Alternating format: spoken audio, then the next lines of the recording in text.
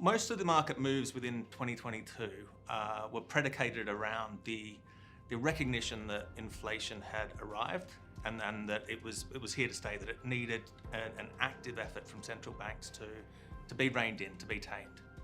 And so when we consider those actions, the fact that inflation was ultimately high, in response to that you had rising interest rates, and of course that overall impact is almost invariably going to drive growth lower. And whilst that was a theme that occurred right throughout 2022, we do think that a lot of those conditions will remain.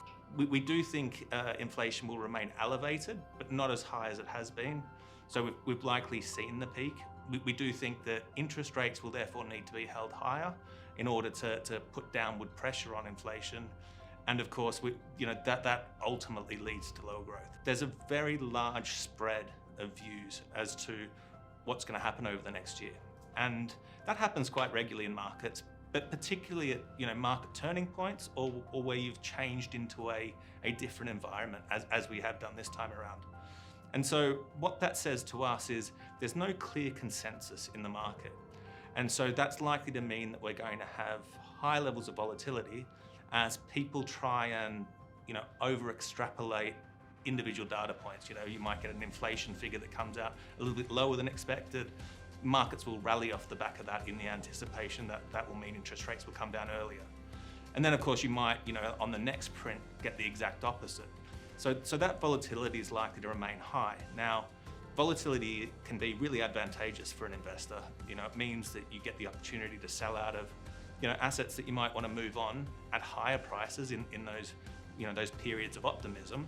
And it also means you've got opportunities to buy in good assets at lower prices during those bouts of pessimism. And so the way we're approaching this is not to be too bold.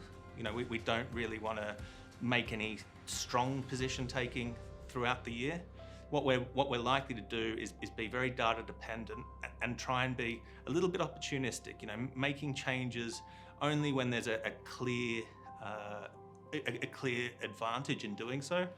But at the meantime, sort of, playing very close, not taking on any risk in portfolios that isn't a clear value generator for us. So when we consider the experience of those beneficiaries of trusts who rely on the income stream that comes from the trust, it's quite simply a balancing environment.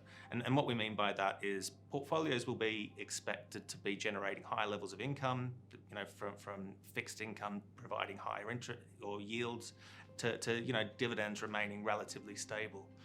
Unfortunately, what counteracts that is, of course,